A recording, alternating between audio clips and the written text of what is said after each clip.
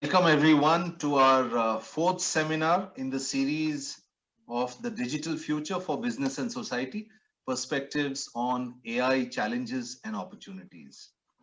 So it's good morning to everyone logging in from the US. Good afternoon to all our guests and friends from Europe. Good evening to everyone from India, Southeast Asia, and a late good evening to folks joining in from Australia and New Zealand. This seminar series is hosted jointly by Professor Yogesh Dwivedi from the Emerging Markets Research Center, EMARC for short, Department of Business, School of Management, Swansea University in UK, and Professor Raman, who is Director, Symbiosis Institute of Business Management, Pune, India, and also Dean, Faculty of Management at Symbiosis International Deemed University, India. This entire seminar series, which consists of 15 seminars, and today is the fourth one, it's supported by Center for Technology, Innovation, Management and Enterprise, the acronym is TIME, the University of Kent, UK, Digital Marketing and Analytics Special Industry Group, Academy of Marketing, Grenoble Graduate School of Management, Swansea Innovation Lab, Swansea University, the E-Business and E-Government Special Industry Group, British Academy of Management, and the UK Academy for Information Systems. To tell you all a little bit about what this seminar series includes, this has been inspired by various perspectives on artificial intelligence and its transformative potential presented in a recent perspective article by Dwivedi et al. 2019. AI undoubtedly offers a transformative potential for the augmentation and even potential replacement of human tasks within a wide range of industrial, intellectual, and social applications. The pace of change of this technology age is staggering, with new breakthroughs in algorithmic machine learning and autonomous decision making, creating new opportunities for continued innovation. The impact could be significant, with industries and sectors ranging from agriculture, finance, which will be our topic of discussion today, healthcare, manufacturing, retail, supply chain, logistics, and utilities, all could be potentially disrupted by AI. So in this seminar series, we will hear and see various perspectives from a number of leading expert speakers to highlight the opportunities and challenges posed by the rapid emergence of AI. Allow me now to introduce our speaker for today. So we will be hearing from Dr. Emmanuel Mogaji on AI adoption in financial services provision in emerging economies. Dr. Emmanuel Mogaji is Senior Lecturer in Advertising and Marketing Communications at the University of Greenwich, London, UK. His research interests are in artificial intelligence, digital marketing, and service brand management. Dr. Emmanuel has previously worked as marketing communications executive, responsible for creative designs and managing marketing campaigns, liaising and building relationships with a range of stakeholders. He has published peer-reviewed journal articles, book chapters, and presented his works in many national and international conferences. His publications have appeared in the International Journal of Information Management, Journal of Product and Brand Management, and Australasian Marketing Journal and International Journal of Bank Marketing. So with that, if I can invite Dr. Emmanuel Mogaji to share his thoughts with us on AI adoption in financial services provision in emerging economies. Dr. Emmanuel, the floor is all yours. Thank you so much for the introduction. Thank you so much. It's like I was saying earlier on in the chat. It's nice for us to have this platform to share ideas and for us to discuss about the role of AI in our lives generally. And I think, like you said in the introduction, it's something that is affecting every sector. And that's why I think this platform is very, very useful for us to share these ideas. And again, thank you so much for this opportunity to present. It's a pleasure. And again, thank you so much. So to everybody that's listening to me, I think you've done the introduction. My name is Emmanuel Mogaji. I work at University of Greenwich. And today I will be talking about AI adoption in financial services provision in emerging economies. So please let me just try and, can you see my screen? I'm trying to put it in a presentation mode. Okay. Yeah. Okay. Yes. So a bit of background. Yes, we can recognize that AI is considered to be in the context of trends such as digitalization, automation, and big data. So I think that's something we all seems to recognize now, and it can be considered a buzzword because now it's something that's wherever you go, everything seems to be around artificial intelligence. It seems to be that relevant buzzword, and everybody's trying to find how it's relevant to their business. But we also need to consider that it's a disruptive technology because things that were done maybe 5 years ago manually are now being done automatically, and we recognize this to be very, very relevant, perhaps depending on the side of the spectrum in which you are. Are you really supporting, is it really disrupting your technology, or you are working toward disrupting other people's technology? So again, that's what we need to recognize as a bit of background. And we also think that yes, AI makes prediction informed by massive amounts of existing data that can be codified, stored, manipulated by computers. So our understanding about AI is growing, which I think that's very, very good. And that aligns well with this whole idea of this kind of meeting, and also building up from the publication we did in International Journal of Information Management. We recognize that this awareness is increasing, and it's now important for us to recognize how it fits into the different sectors, how it fits into our daily life, Internet of Things, how about in healthcare, in agriculture, and also in financial services. But today, this background, I just want to position it in context of financial services and emerging economies. So this is something that we recognize AI is applicable in all sectors. AI is important in every aspect of life. But this topic is about financial services, and importantly, in regards to emerging economies. We want to recognize the fact that yes, big data, automation, digitalization, those are all features of artificial intelligence. But what about financial services? How does this apply to financial services? We recognize that financial services is regulated. You don't just come into the business and do your own things. You don't just come into the sector. It's very regulated, it's rational, and it's high involving. That is, people who want to use financial services, we often think very well. It's not a decision you just wake up to take. This is something you want to process to make sure you are making the right decision. And also is an intangible service. This is not something you can brag about. You can say, you know what, I've got this. It's something people don't see. And therefore, it could be seen as hidden and not what people will associate with you. Perhaps unless you show them your credit card and show them, you know what, I bank with this particular bank. But often, financial services is an intangible service. Then ultimately, we recognize the context in which I'm then making this presentation about the emerging economies. We recognize the inherent challenges with these economies, the type of often informal economy whereby you can't really track who is who. Remember, it's about financial services. Often this is about cash transaction. Often this is about a one-to-one. There's that less reliance on a structured system in financial services. That also affects how much AI can come in, and also in terms of the infrastructure, in terms of data, in terms of what they have to support the financial services, and also the role of artificial intelligence.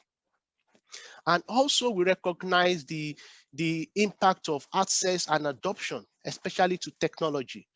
There's this inherent challenge about emerging economies, and that's where we think is different from perhaps what we have in most of the developed countries. And that is why this information cannot just be cascaded down like that. One cap doesn't fit all. We need to recognize that yes, AI in a developed country might not be something you just transfer or something you just adopt to an emerging economy, because they've got their own inherent challenges, which shapes the way you want to engage with that technology. So we recognize that fintech is bringing a long-term societal transformation change, and likewise, AI is opening more opportunities for financial services industry. But we recognize that yes, the emerging economy is still that's overshadowing, that's overarching idea, the overarching challenges that affect the role of AI in financial services. Fintech is changing, and again, that is something we need to recognize, and also the role of AI. So today, I'm presenting a research that's carried on to understand the application of AI in banking, and also from the perspective of developers. So we need to recognize what's the application in AI. We've got the chatbot and the assistant, AI used in lending decision, AI used in relationship management for you to know who your customers are, how do you want to get involved with them, how do you want to give them the right information. Perhaps they now have, they got married, you want to introduce them to maybe a mortgage, they got a new baby, you want to introduce them to maybe a savings account for their child. Also, AI is used for fraud detection. Perhaps if there is a changes in the pattern of which you have been using your card, the machine can actually identify that and notify you. And also, you've got the personalized banking, you've got process automation and credit score and analytics. So these are the general idea of AI in banking. Also, as I said earlier on, this is applicable in different other contexts, different other areas, but we just need to know that yes, within this setting of financial services, AI has got its own unique role, and that is something we recognize. But ultimately, like I will say in this presentation, we've got those three different layers: the AI itself applicable in other areas, financial services, which is specific for this presentation, and ultimately the emerging economy in which these financial services are being provided. So the research question in this research is to understand what factors are affecting financial service provision in emerging economies. So you recognize the fact that you've got the financial fintech developers, they are responsible for developing the AI system, and they share it with the bank, and also some other financial services provider in order to reach out to the consumers. But what we seem to recognize now is the growing prospect of financial technology developers engaging directly with the consumers, also still passing through the whole idea of financial service providers. So that is where you have this maybe like app-only banks, whereby they are not the conventional high street banks, but all these financial transactions are carried out on the phone, is carried out on the go on mobile, and they are trying to engage more with the consumers. So the focus here is actually the challenges with the fintech trying to bring in AI into financial services provision for consumers. So this is more like the scope in which I will be shaping this presentation, for us to recognize that yes, fintech has got the idea for the AI, and for them to provide that services, they are operating within financial services sector and trying to engage with the consumers. So the methodology was to talk to tech developers working on fintech for customers and also for banks. So that is an area where I try to approach them to say, okay, we've got developers that are working with banks to create their AI, to create their system, maybe like chatbots. And also we've got developers that are working directly with the consumers. So they are developing their product and their services to reach out to the consumers. They're developing their product and services to market to the consumer straight. Also, this recognizes the fact that these technology are disrupting the banks.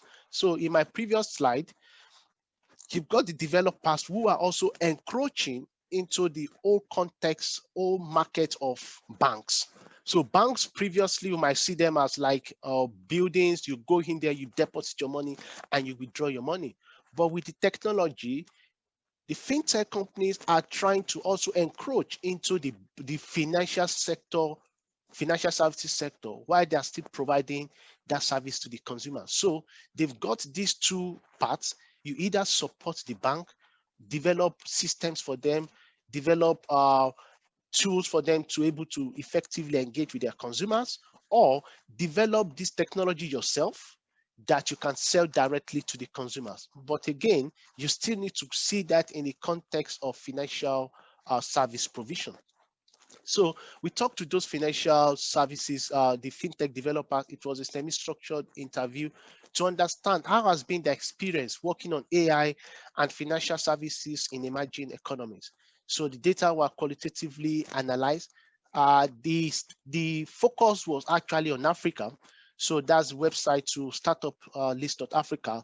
Try to find out who are those that are working within financial services and fintech, to reach out to them saying, okay, we know you are working with this. How has been your experience? What has been your challenges? What has gone on well? What has gone on wrong? What are the positive? What are the negative? What do you think are the factors that are affecting the adoption of AI in financial services provision in Africa? What do you think it's going on? And it's interesting to find that, yes, we identify 5 key points, which was the key findings in terms of the challenges, in terms of the problems that they are experiencing with regards to the services in which they are providing, and also the things that affect them. So first of all, the awareness. Secondly was infrastructure. The third point was acceptance. The fourth was government policy. And the last point was human resources. So I will take my time to explain these and to perhaps share some insight on it. So awareness, firstly, they feel brands don't know what they need. So when I mean branded, they mean the banks they are working with. So often these guys says they propose these ideas to the bank. They tell them, we can do this for you. We've developed this AI algorithm to help you do this and to do that. And often they feel that the banks don't even know what they do. Perhaps they feel that, yes, this is not what we need. And therefore, they are not ready to adopt this to enhance their own financial service provision. If you take your mind back to the diagram I showed you before, you've got the fintech working with the banks to reach out to the consumers. So at this stage, they were telling us that, yes, you know what, the banks don't even know what they need. Perhaps they've been hearing about artificial intelligence, but there is no awareness about how they can use it and what they can do with it, and perhaps how that can help their own service provision. And also, we've talked about the consumers don't know what is available. So you just talk about the AI, because often when consumers in this part of the world sees bank, they recognize that, yes, is a place. You go in, you deposit your money, you come back. You go to use your ATM and you try to just at least engage with what the bank is offering. And that is something that is affecting the possibilities of AI in this part of the world, because so far most of the consumers don't know what is available. And that again is on the part of the developer to perhaps communicate and share what is going on with their audience. Because if the consumers don't know that, yes, you can download this app to help you build your savings, you can download this app to get access to other loans, you can download this app to monitor how you are spending your money, and this app can give you some recommendation and can give you some saving ideas, then that adoption will be very low, because consumers don't know what is available there in the market for them. Second point is about the infrastructure. So this is actually a big one for them, especially when it comes to data, because this is something that the developers were trying to share, that yes, in Africa, for especially trying to recognize the fact that the data is not structured in a way that can help them to understand the consumers and also to suggest and to develop the algorithm. Because this is something we all recognize, that data is important in AI development. And if that is not available, it sort of slows down their work. For example, people don't even know information about themselves, and even the information that is out there in the system is not well structured. It's not all linked together. For example, you're talking about credit check or credit bureaus. Again, when you don't have companies that are able to coordinate, for example, doing a credit check, because the data are not collected centrally, that poses a challenge for developer, a challenge for somebody who wants to create an idea. And again, they need to start working on that to make sure it's something they want to address. So that is something that we consider as a challenge for them. And secondly, the cost. Cost was another implication that these developers recognize, and that's suggests the need for them to look for funding elsewhere, look for funding maybe through venture capitalists, to recognize the fact that yes, we want to do some things and we need that money. Especially when it comes to server, you see that yes, often they don't have that infrastructure in Africa where they can really store their information. Then they need to look elsewhere to support that. Then cost becomes an issue. You've seen developers who have actually stopped working because they can no longer sustain this. But also because on the previous slide, banks don't know what they need, consumers don't know what they need. So it's a matter of just developing these ideas, developing these innovations and AI system that nobody wants to use and nobody is ready to buy. And there's that limitations. And also mobile adoption, that is still a problem, but they recognize that it's something that is growing, it's something that is getting there, but so far it's still a problem, because we recognize, again, in Africa, the number of young population is rising, and therefore there is that mobile adoption, there is that interest in using technology, and there is that interest in using AI system.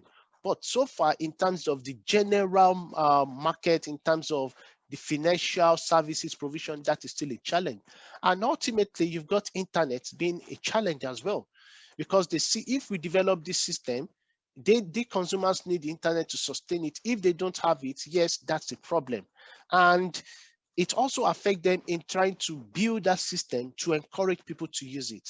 Power, electricity, it's also a challenge. And that is also part of the infrastructure that is affecting the way in which AI could have been shared across Africa with regards to financial services provision. The third point is about the acceptance, because like I said also, financial services, it's more of saying like, yes, I come there, you give me my money, I go out. And also because of the informal economy, business is seen as usual through cash. So if everything is dealt with cash, there's no way you want to track this down. There's no way you want to organize or understand the financial transaction of people if they're just solely doing cash transaction.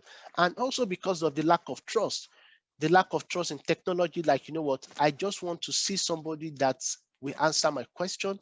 And these developers recognizes that people don't trust technology, people don't trust them to deliver. They just see you are a new bank, you are just something on the phone. How can I track you down? If there's a problem, where do I go? So that is the problem for developers that are trying to go directly to the consumers, because there's that lack of trust. Because if it's going through the bank, yes, they can align that trust with the bank, say the bank is providing me this. But if it's coming from the developer straight to consumers, that is where that lack of trust is very, very critical, because they feel that, yes, you are just somebody on the phone and you expect me to download this and you expect me to just bring my money and to access money. So the challenge for the developers is actually for them to build that trust, for them to make sure the consumers recognizes the fact that, yes, we are there for you, you can trust us. Ultimately, that is where the policymaker comes in. but I'll be coming there later. And also the capabilities. This is where the banks often feel that the developers in Africa that is something they've reported, that yes, they can't deliver, because often they see that yes, we have to go abroad, we have to go to Europe to get these developers to work for you. Who are you to support us? What technology do you have to do this for us? And this is something that I think it's very, very relevant, because when you don't trust the capabilities of developers within your economy, and the bank decide to then go elsewhere to look for that. And also it's more of them maybe in Europe just sending you the design to come and use in your market, whereby you don't really they don't understand, and it might not fit into the system in which you operate. So the capability is one of those problems that the developers having with regards to AI adoption, because the banks, the financial services provider feels these developers in Africa, perhaps in this part of the world, are not capable of delivering this service. Therefore, they don't want to take that gamble. Therefore, they don't want to use them because they feel you are not capable enough. And that's the challenge that the developers are having. They're having the lack of trust from the consumers. They're having the lack of capabilities from trust in their capabilities from the bank. And again, that poses that extra challenge for them. That poses that limitations in terms of how they want to creatively come up with ideas. So you come up with an idea and people feel you are not able to deliver it.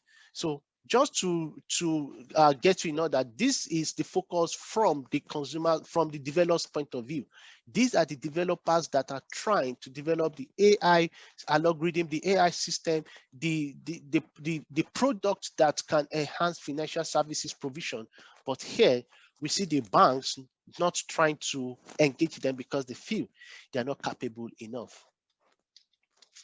Then you've got the government policy. So here, the banks, the financial services providers generally, and also the developers are stuck with the idea of the policies not helping in terms of what they want to do.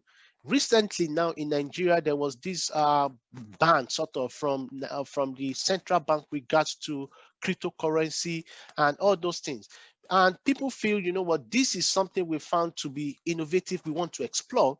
But when the banks and when the policymakers are not really helping out in terms of the rules, in terms of the regulations, well, we agree the banks and the policymakers might have a reason to protect the interest of the consumers, but the developers feels these rules and policy are not really helping them out. It can be very limiting.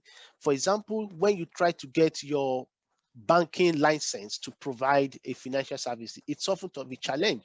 And that is why the developers might just have to liaise with the bank straight, because the banks have got that protection from the central bank and the policymakers. And also, when you see other people trying to come into the industry, for example, we see the telco companies trying to come in on board. You see the fintech developers try to come in on board. There is that policy which is limiting them about what they can do. And that also goes on with the idea of the regulatory requirement. How much the government or the policymakers will expect the developers to have in stock for them to get that license. And ultimately, this lack of access to data. So for example, developers would like to access maybe the national database, maybe the national identity or something like that, that yes, we can develop this AI algorithm to understand who our customers are, to understand the needs, to understand the different location of people. For example, during the COVID-19 pandemic, somebody was actually trying to develop an idea to understand where people are that need that money. For example, people in the villages that we need that palliative care. How do you get them the money? Because there is no data that recognizes who is who. People are in many of the rural areas, they don't even have passport, they don't have any form of identification. Nobody really knows them. And you are developing a system that you want to make sure it encourages financial inclusion. There is no data for you to work with, because those people you want to work with, you either go there and start collecting the data yourself, but again, that is not possible. Then you rely on the government to do that. That is not possible. So the lack of access to data from the government and the policymaker was also considered to be a challenge. Then the last point in terms of the challenge is what they describe as human resources.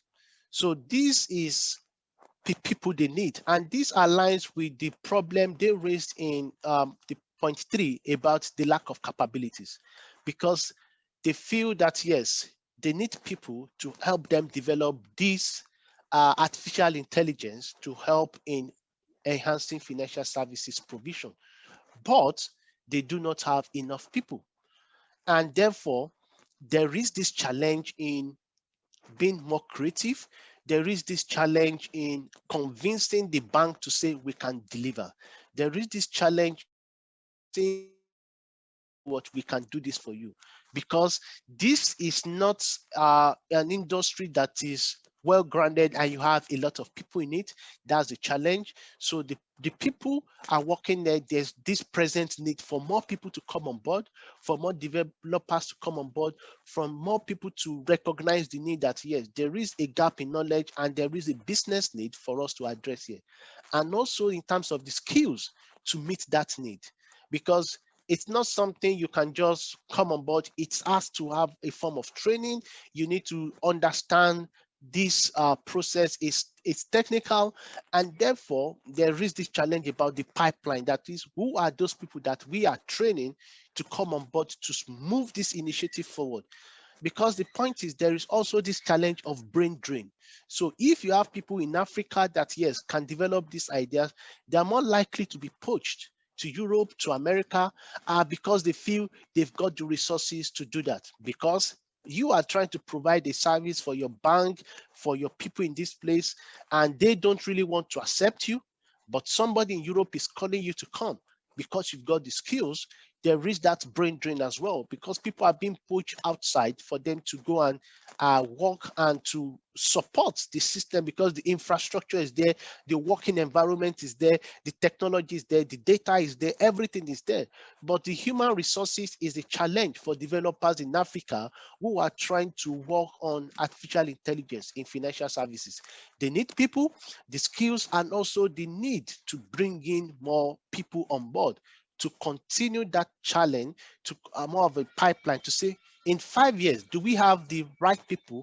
Do we have the needed skills to push this idea forward? So even from the developer's point of view, and also from the banks feel, okay, if we outsource this 5 years to come, what is going to happen? And that is the challenge that the developers are also having in trying to convince the bank, in trying to convince the consumer that, you know what, we can sustain this.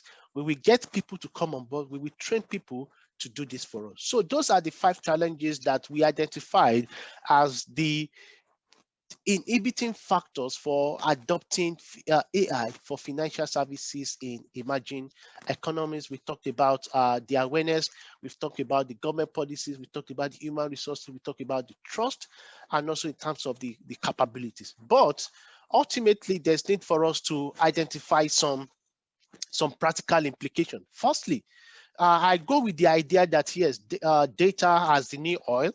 So there should be that awareness. That is, we should recognize that yes, there is oil. That is, yes, there is data. There is something we can do with this. So this implication is actually relevant for different stakeholders, relevant for developers, relevant for researchers, relevant for educators, relevant for policymakers, and also for consumers. There should be that awareness that, you know what, there is this technology that can help me.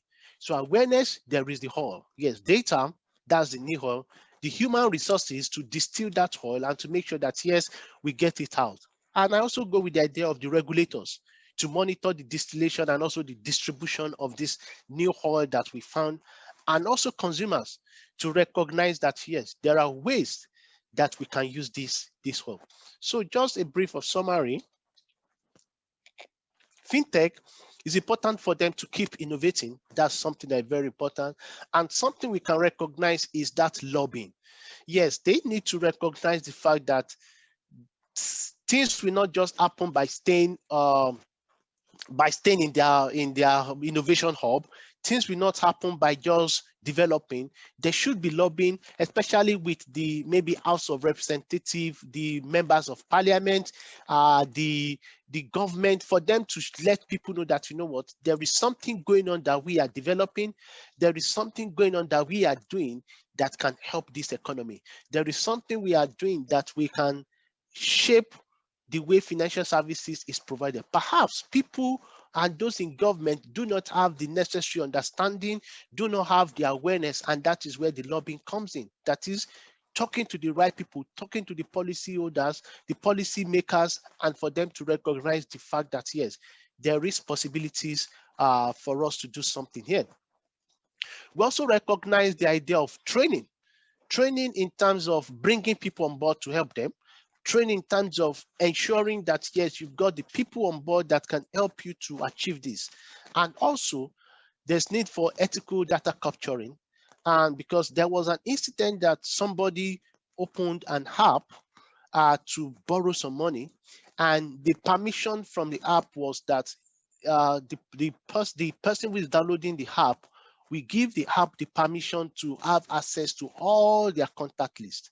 And when this guy did not pay up his money, this app was automatically sending text messages to everybody on the person's app saying, you know what, Sam borrowed money from us. He has not paid us. Would you tell Sam to pay from us? And again, you can understand the pressure that Sam will be on. When everybody on his contact list is calling him Sam, this company sent a message that you borrowed money. Again, this company sent you money, that sent me a text message that you borrowed money. So again, we want to understand that yes, those ethical data capturing is very important, because if Sam should not share with everybody, you know what, this app actually thought they were helping me, but instead they embarrassed me by sending messages to everybody in my contact. Again, that can also affect the way people will adopt this, because they feel, you know what, I don't want to do with all these tech companies. You don't know what they are doing with you. You don't know the amount of access they have to you. And that is something that, yes, the tech developers need to be mindful of. And also in terms of safety and diversity, the non-discrimination and fairness in terms of the algorithm. Again, this is not just race. This is not just about gender, but to recognize that, yes, what are we developing and how is it helping the consumers that we are trying to target? Secondly, talk about the financial service provider. Yes, they are the big ones here because they need this technology, and that is why they need to recognize the need. They need to gain sufficient understanding of AI and other technology used in the business. So because this fits on from this idea of lack of awareness about the technology, and for them to recognize that, yes, we need this business, we need this to run. And secondly, there's need for them to gain the appropriate skill and expertise to oversee the risk and opportunities arising from AI. Perhaps the chief technology officer needs to recognize there is possibilities of using AI, but if I don't know much about it, if I can't even discuss with developers, then I'm not helping my customers, not helping my brand. So financial providers, the staff, the directors, the leadership, the management needs to gain appropriate skills and expertise to oversee this risk. And also in selecting the right company or the team to develop the AI. So aligning with their own AI governance principle. What do you stand for as a brand? Who are you working with? So again, this is a bank recognizing the fact that yes, there are many opportunities out there, but who are we likely to work with? Who are we likely to engage with? And what is it out there that can be done? Who do you select to work with your team? Remember, there was a challenge about capabilities. There was a challenge about not having the right people to do it. So it's left for the financial services providers to make sure they align with people who can work with them. And also the ethical data collection, it also applies to the bank to make sure that, yes, what information are they collecting about their banks and how are they using it? and also supporting customers to use technology. This is something that is important. So you've got three stakeholders here: the developers working on the AIs, giving it to the banks. The bank are the second stakeholders, and the consumers are the third stakeholders. So if the banks have this technology, it's important for the consumers to be aware of it. So that is where communication comes in. That is where that's awareness, letting people know, you know what, this technology is available for you. It explores your banking transaction and can give you some advice. This is not human doing it. This is a machine doing it, and it can give you an unbiased support to make a better financial decision. So the banks needs to provide more financial more support in terms of customers, and also engaging with policymakers and other relevant stakeholders on AI governance, because we see that yes, the policymakers might have a challenge in understanding how this works, but if they have this engagement with stakeholders and policymakers, then this can be very helpful in showcasing the benefits of AI in financial service provision. Thirdly, we've got the point for customers. There should be that awareness that yes, know what is out there. There is that education, and also the need for them to take control, to ask questions like, you know what, you are collecting this data, what are you using it for? To probe the developers and for them to challenge the AI governance and implementation, okay? Consumers need to take responsibility for their data and for them to ask questions, for them to challenge. AI is not just there to be gallivanting around or to just be used irresponsibly. Consumers also have a right to challenge the developers, to challenge the banks, saying, what is going on? How are you using my data? And you can see what happened with WhatsApp recently when everybody seems to be concerned, like, yes, you updated your privacy policy. Then people started raising concern, what is going on? So I think bank as well needs to be aware that, yes, consumers have got the right to ask questions. And this is where the policymakers comes in to empower the consumers, perhaps going with the idea of the GDPR for them to give the consumers the rights and the permission to ask the developers and the banks about the way they are using their data, and ultimately to provide feedback to let them know this is working, this is not working. Because the more feedback the developers have, the more they are likely to change and to update their system and algorithm. The policymakers, yes, they need to know who is responsible for what. Is it technology? Is it technology? Is it the financial services provision? Is it consumer protection? They need to know what is what. Also, there needs to be an involvement with stakeholders. Ultimately, they need to recognize it's a complex terrain. Yes, so this is something that's very important. You don't just come in and stop everything. You want to understand that there is an extent to which this regulation applies, and also to question their support for the ecosystem. What are they doing to support the developers?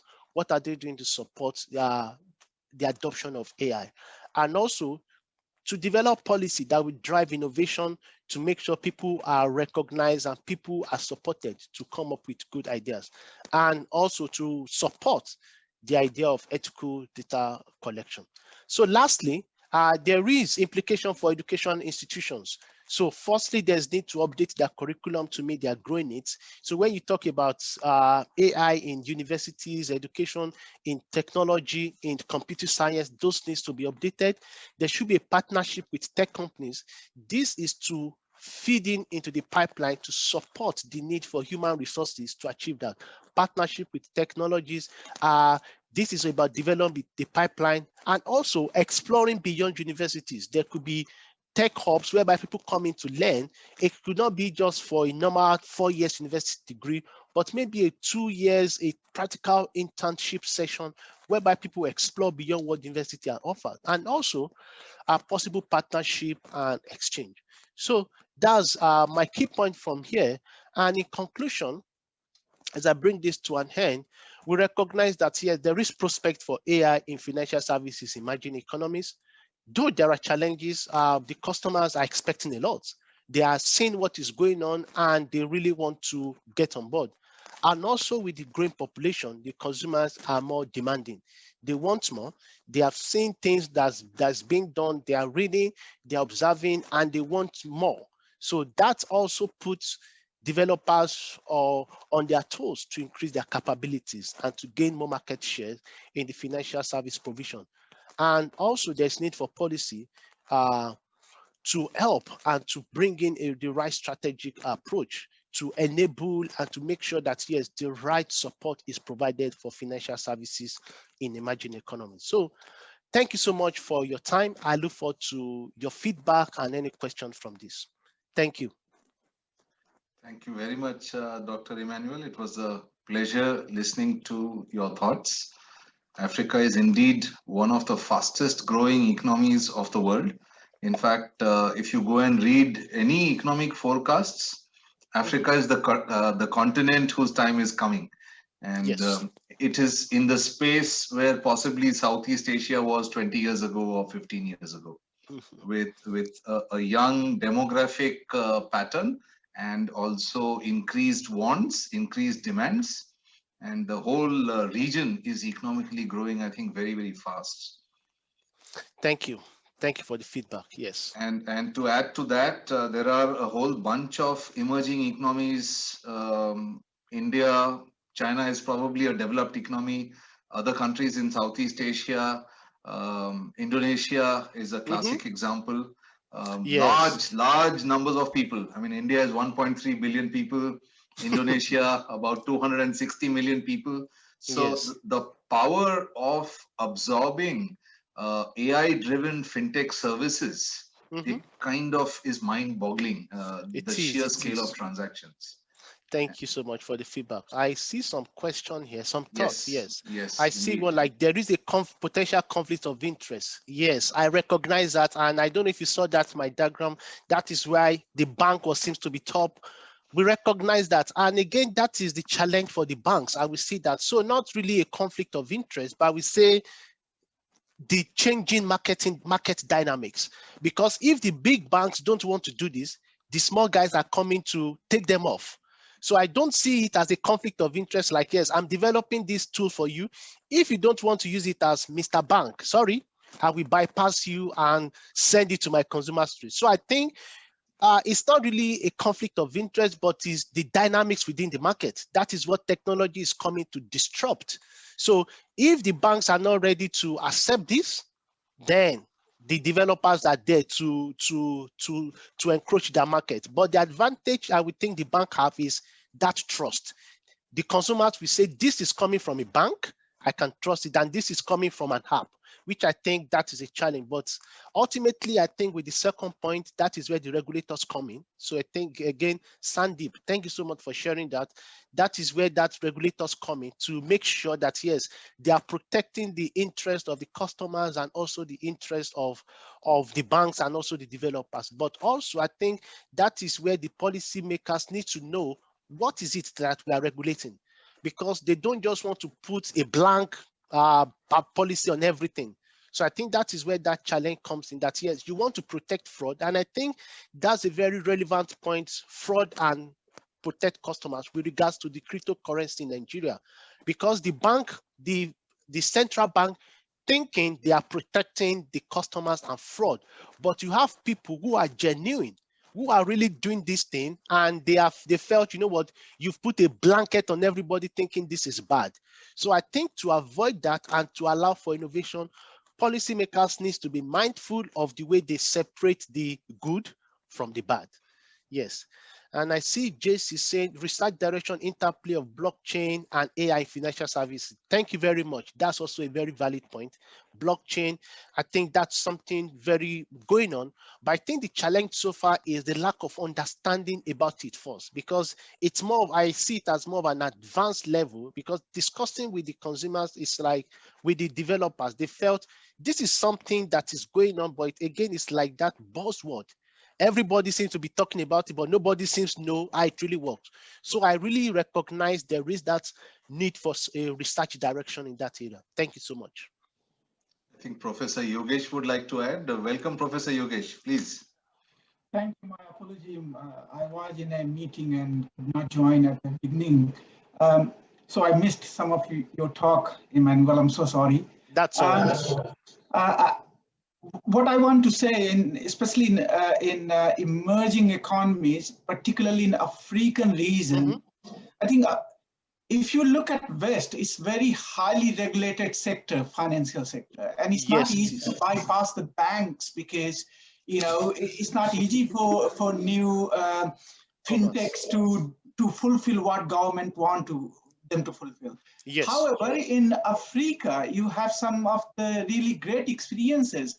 For example, in Kenya, a very long time ago, they launched this M-Pesa, right? Yes, yes. Yeah, Mobile money, M-Pesa yes. has been very, very successful venture in African region, which not only in terms of technology, but also for empowerment, rural empowerment or empowerment of poor people, where they could not actually borrow the money from bank, but they could borrow the money through the apps. Yes. M-Pesa or some other apps, but this has been. So I think maybe the hurdle little less is in Africa, and better possibilities are there to experiment AI-based services. Yes. And another thing is, I mean, I could be completely wrong, but the possibility of biases might be less because large population is homogeneous. So so companies doesn't have to worry too much about biases, unless of course within African region you have tribes and those kind of things. If they're not represented well, then it might be problem. But largely, I can see less problem in emerging economies than the well-developed Western world. That's just my thought. Yeah. Thank you for sharing that. And I think I will start with the bias part. I think that is something very relevant. In Africa, I think it's more of a tribe, not race. So I think that is something that is different. Like, yes, it's easier for you to manage yourself and to recognize that. And also with regards to being able to come into the market, I think the challenge is the policymakers trying to have a blanket ban on everything. So again, it's left for the developers to see. That is why I think I suggested lobbying. That is where that education needs to come in, that, you know what, we can do this. We can do this. Don't just think we are bad. We are not. We want to support the bank to ensure that financial inclusion. So I think that lack of understanding about the possibilities, that is where it is a problem. Like in the West, they know what is possible. They know what technology can do. And therefore, they are being mindful of who do we allow to come into this system. But in Africa, I could see that, yes, they don't even have the knowledge about the possibilities, and that poses a challenge. But again, that opens opportunity for that research, for us to develop this further and to recognize the fact that there are prospects, very huge prospects. Europeans come in, like, develop that idea, make sure it's contextualized to the local setting, whereby biases and all those things are not relevant, and be able to effectively transfer it to the consumers with a low entry barrier. In Africa, in terms of barrier, it's low. It's not like in the developed world, whereby the policymakers are the gatekeepers. You can't just come in anyhow. So the entry barrier is low in Africa, but we need that technology, we need that awareness, and we need that human resources to achieve this. So thank you so much for your feedback. Dr. Raman, your thoughts on AI and any questions for Dr. Emmanuel? No, nothing specific. It's already 7:30. Thank you, Professor Emmanuel, for your time and for the session. And thank you, Professor Yogesh, for joining, although late. Thank you for making it. In fact, we enjoyed this session. This was the 4th session, and it went very well. We still have about 45 plus people who are still on this online seminar today, and I'm sure it will be a lot learning for them. It was a great value add for all of them, and more to come. In fact, the seminar series is going to go till June. These are only my remarks. I don't have anything else as comments or questions. Professor Sandeep, back to you. Sure. Dr. Emmanuel, there's another question in the chat box. Okay. So I think it's still Sandeep Sisodia who's saying, in defense of the banks, you do not want a lack of control or irresponsible lending behaviors, or else you might have another financial crash. It is. And again, I think I responded to Sandeep. Thank you so much for raising this thought-provoking question. Like, yes, we are stuck in the middle, but we need to recognize technology is here to disrupt. Technology is here to change things. So if you are not ready to change, we will move past you. So I understand there's going to be a challenge. Irresponsible banking, like I said about a company sending messages to everybody on somebody's contact list that you borrowed money. Again, no, how would you track people? There is no data to find out somebody borrowed money. You can't track them down. There is that challenge. But notwithstanding, we need to recognize that in all this bad, there is still a good. So let us see how we can extract that good and to gradually make it better to overcome the bad. So I think we know financial problem will always be there, but we just have to see how we can use technology to do that. So thank you so much for your feedback. It's been nice sharing this platform with you, and I appreciate this time. Thank you so much, everybody. Most welcome. Yes, Professor Yogesh, please. Yeah, I mean, Emmanuel, you might have come across that what banks are doing. They're directly not developing fintech and AI-based application by themselves due to regulation itself. But what they're doing, they're creating or nurturing the smaller one. Yeah, yes. So they kind of, although they don't show that it is part of the bank, but they're creating their own innovation hub. Yes, and that innovation hub actually creating the new applications. Basically, in that way, it's more easier, obviously, to diffuse to bank. Exactly. Because the bank itself is nurturing it. So that's one way they are doing. And it seems like it's a separate company, but it's really not. It is part of the bank itself because it's fully supported by the bank.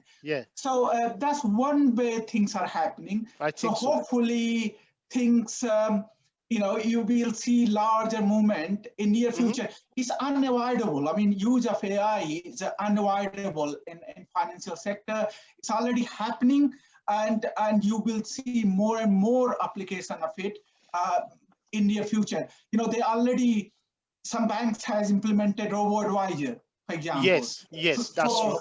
For advising mortgage or loan or any other sort of things, basically it goes through so when you go to bank, it will screen, that particular device will screen through certain question. And when you pass it through, then you refer to probably human. So that's already happening, but you will see in very near future much more will happen. But in terms of emerging economy, I think it will be good if they lead it. Yes. The problem is because once the Western countries has innovation, then the countries, developing countries, don't trust their own innovation. Exactly.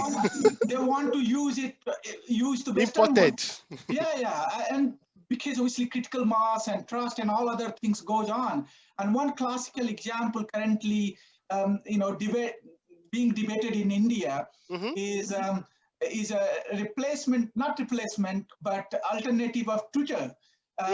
So the India has some entrepreneur has developed Coup, and and Coup obviously somehow for some reason some Indian obviously now moving to Coup rather than being active on Twitter.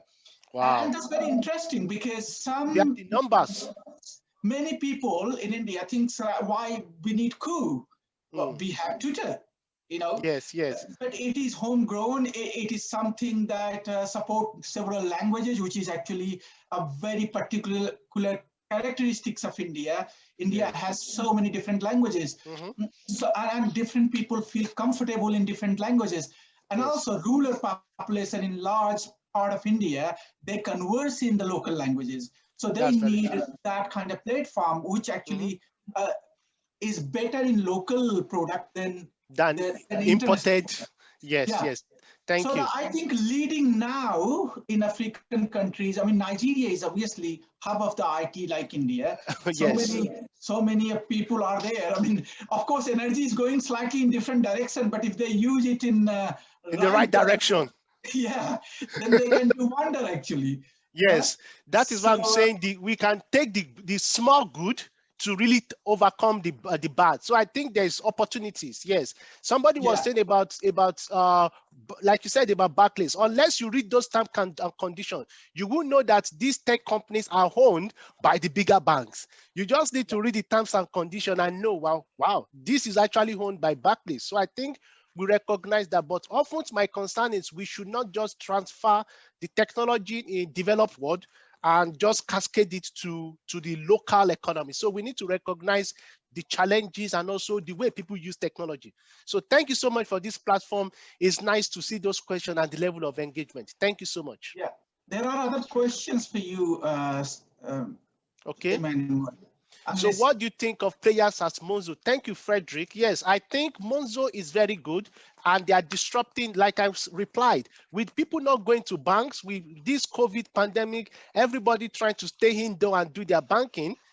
All these app-only bank are really disrupting it. Like, yes, you've got Starling, you've got Monzo, you've got Revolut, you've got all this technology deriving app-only banks. So I think they're disrupting the economy, the industry, but also we should be mindful of the context in which we are talking about. In disrupting in UK is not something you can just disrupt in Africa like that. It's going to be a very different challenge. But again, there are lessons we can learn that are quite transferable. So thank you, Frederick, for sharing that. Sure. Yes, so I think that's all for now, the questions. Yes. Yeah, wonderful. So just to tell the audience that next week we have speaker, Professor John Edwards. And John Edwards is someone who's working on AI-related tasks, AI-related tech research since 80s, actually. He's a very senior professor in Austin University. So he knows all around since the beginning of the AI, actually. So it might be very informative and very interesting talk. So anyone who can attend, I would definitely encourage to attend. That will happen on the 17th of February at the same time, which is 1 o'clock in the afternoon UK time. And Professor Edwards will actually be contrasting the decisions made by AI as compared to the decisions made by people. So I'm certain it will be very interesting. And Professor Edwards is also a wonderful speaker. Yeah, that's right. That's fine. Thank you so much. Thank you. Emmanuel, thank you very much for your fantastic presentation. You're welcome.